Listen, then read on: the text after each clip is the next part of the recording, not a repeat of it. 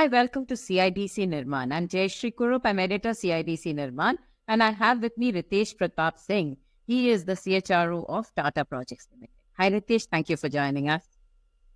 Hey, Jayashree. Thanks for having me on the show. Pleasure. Ritesh, we're talking about the construction industry and the workforces.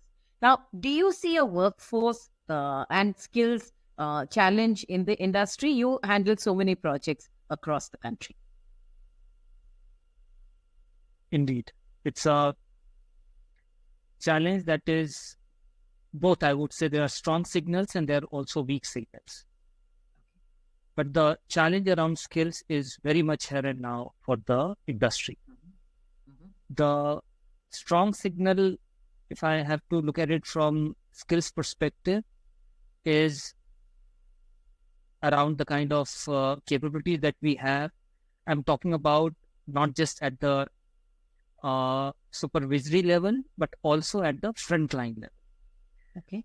And the weak signal is that if you see the kind of talent that we are attracting across the board, the challenge is that we are attracting talent only from a few states.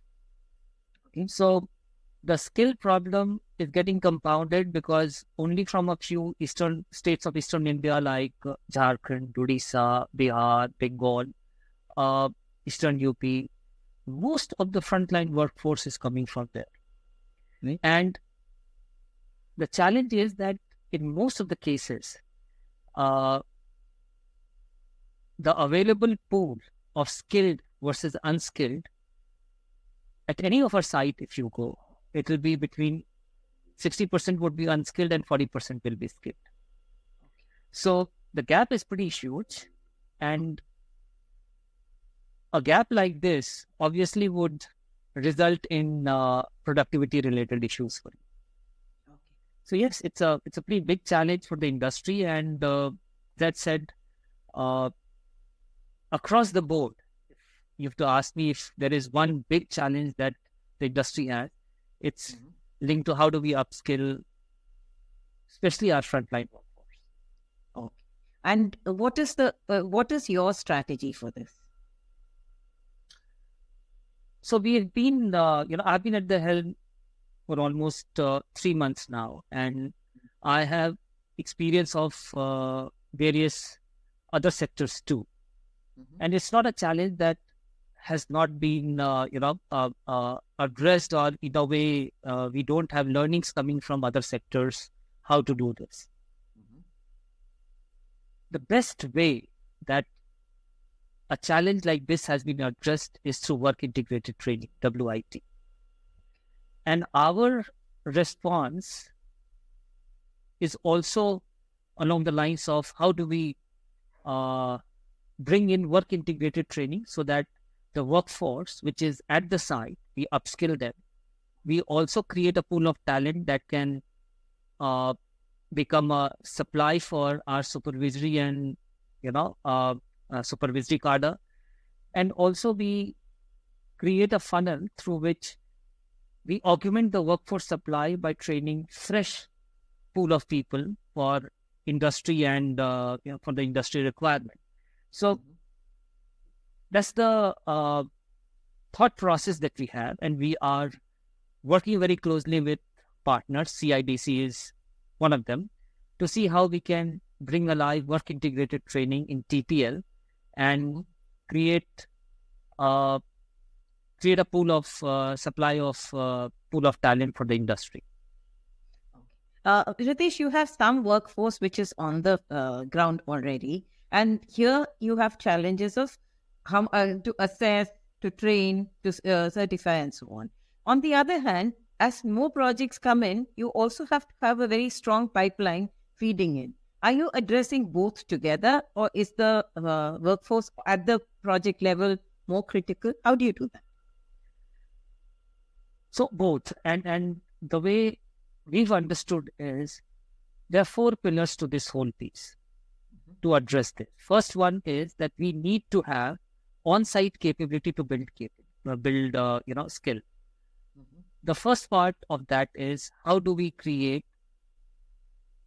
infra at the site, which will enable capability building, skilling at the site. So we need to have the infra in place at the site, because that's where our controls lie, so that we can build capability. Second is, who will build this capability? That's the second question. So second pillar of our plan is where we are looking at having our internal supervisory cadre, which can become certified departmental trainers who can then work with unskilled as well as skilled pool of people to upskill them further. I mean, semi-skilled people who can be upskilled further. Mm-hmm. The third is where we are partnering with CIDC is around course content and curriculum, because this is work integrated training. If 90% of the skilling is going to happen on the job, the departmental trainers will help people understand how to on the job to build their skills. But at the same time, there will be some videos or classroom inputs that would be required. So these are two important pillars for the program. Third pillar being, how do we do OJT? So process approach needs to be there for doing OJT skill building. And finally, ultimately, quality assurance is an important part. And I take the example that when somebody comes from, this is unfortunate reality for us, Jayashree, that when somebody comes from IIT and says that I'm a pass out from IIT, we don't say that, oh, are we sure that this guy is capable? Because we do have that at the back of our mind. We know that the kind of skilling or capability building that would have happened in that institution, that's of world class. But if somebody similarly comes from ITI and says that I'm a pass out from ITI, you are not sure whether the kind of skilling that you would have envisaged, whether that would come when you are bringing that person on board. Mm-hmm. That's the challenge that we are trying to address. And CIDC has, I know, a very strong, process of assessment. So the fourth pillar of our program is when we are looking at ensuring that a certification also brings in quality assurance along with it, where there is rigorous, back-end methodology to say that the gate is pretty strong, and if you have the skill, you will pass. And then outcome is that you become part of a database. And today, to answer your question, if I go to a new site, how do I mobilize my workforce, frontline workforce especially? It's not done in a very, very structured way. If I have a database, and I understand that CIDC does have a very large database of skilled talent pool available, then it is not very difficult for me to reach out directly to the skilled talent pool and say that, hey, we have a project coming up. How would you be interested in becoming part of this project?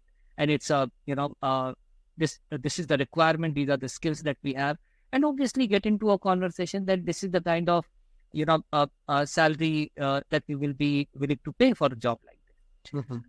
Unfortunately, my understanding is that industry has not been able to leverage that database and make sure that we have we are tapping into this skilled pool talent database that's available. So how it happened, and I was a little surprised when I moved from site to site.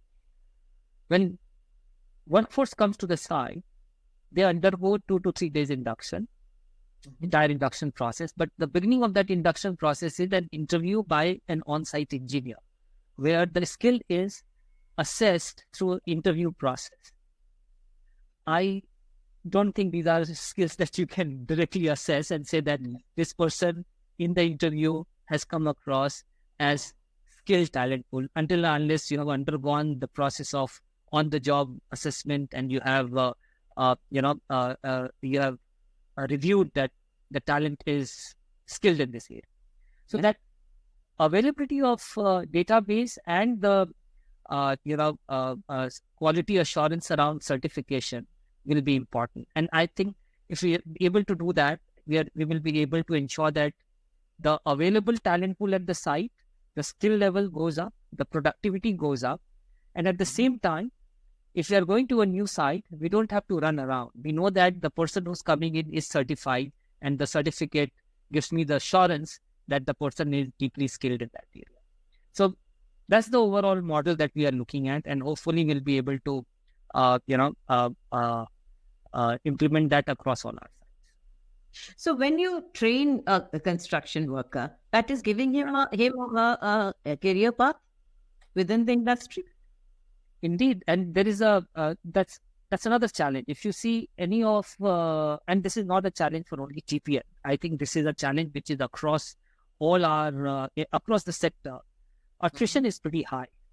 Yeah, and if you want attrition, to address the attrition, you will have to increase stickiness. And stickiness, one of the ways that other sectors have handled is by ensuring that there is there's a continuity factor, there is a linkage to career, there is a path for people to grow in the organization or in the sector. I think that question, especially for frontline workforce, has not been answered very, very in a very confident way. And I'll try and highlight this. One, when people come, they come, mostly from, those places where the source of livelihood is not available locally. So they are not coming here seeking that it's more of a permanent thing. They are coming here to the sector as a stopgap arrangement, with the understanding that they'll go back to where they've come from. If we have to address the issue of talent supply from long-term perspective, we will have to use this skilling opportunity to ensure that we are moving people up along the, not just skill ladder, but also provide them with an opportunity. And I would like to highlight an important, important way in which it can be addressed. And this has been done by many other sectors. It's through implementing work integrated training for higher education as well. So we are exploring how Bachelor of Vocational Education can be leveraged by TPL to create a cadre of foremen who can then who are coming from the frontline workforce pool and having been skilled deeply in different trades which are required by our sector. We also engage them into a 3-year-long program so that they undergo diploma, higher diploma, and finally graduate as Bachelor of Vocational Education in construction for construction industry, which will ultimately result in them, joining the sector as construction supervisors. And imagine the kind of disruption that it can create when workers will get attached to the sector, because from worker to engineer kind of a career path that they will see. And maybe some of them would have a great run, and they can also become project manager in the times to come. So that's the power of this work integrated training that we can look at implementing and disrupting the sector. There were a lot of traditional. Sorry to interrupt. Yes. Sorry to interrupt.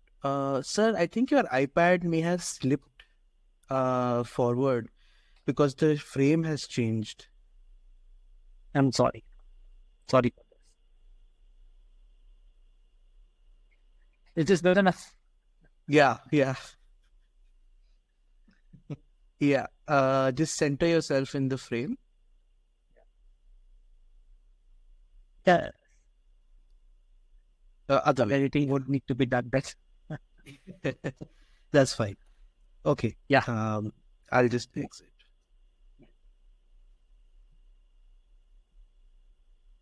Can I begin? Okay. So, Ritesh, there is the traditional construction trades, right? Carpenters, barbenders, quantity surveyors, whatever. But there is a lot of technology infusion these days. So you will also have an additional rung of technology. The operators of the machinery, the construction, multiple site management, and so on. This is one step above the basic skills. Do these skills also come into the vocational pool? So the focus is there, and I'll tell you what has happened in the industry. And I was, that we have been, we were part of the MTHL project, Mumbai Trans Harbour Link that we had done. And if you look at it's not an easy. It's a lot of technology was used in that project. And what you realize is that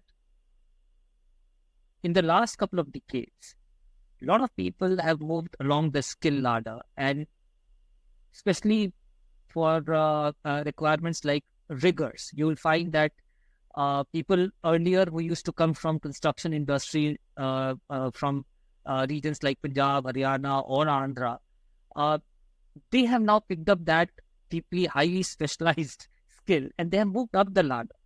So what you really will see that some of these highly specialized, you'll find that people who would have continued in the trade, in the sector, they would have picked up some of these specialized skills, and then they would have moved up the ladder. And they don't want to be, they don't want to be treated as part of your typical frontline workforce. Yeah. They feel that they are differentiated. And as you move ahead, some of these people who are going to continue with you in the sector, you will have to ensure that you are moving them up the, skill ladder. And some of these skills which are, I would say, more specialized, you will have to create a pool of talent so that as technology evolves, and you are like we are making, semiconductor fabs in India, factories. We are calling them as advanced tech facilities. As we are moving into some of those high-tech domains, we will have to create a pool of talent wherein, we are not just creating that pool of talent for only our organization, but also for the sector. And some of the work-integrated training programs can be very useful in building a, larger talent pool in these specialized skill areas. Okay. One last question. We are talking about the frontline workers. We've talked about workers that are one step over them.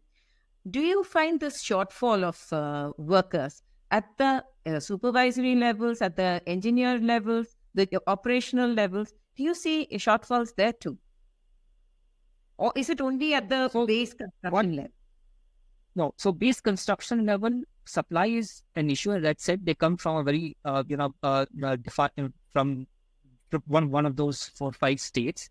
Yeah. But another big challenge that has happened in last 20 years, what we understand is that the pool of talent, which we used to call as foreman, that has, in a way got missed in the entire growth that the sector has seen. Mm-hmm. Earlier, the overall productivity used to rest on this foreman cadre, and the foreman cadre used to work very closely with the frontline workforce and provide you with the required level of productivity. Yeah. But in the last 20 years, what has happened, this cadre of foremen has been missed, and they were very important link between very specialized engineers who used to come from technical, institutes and the frontline workforce, and they used to act as a link between the two. That is an important area for us to work on.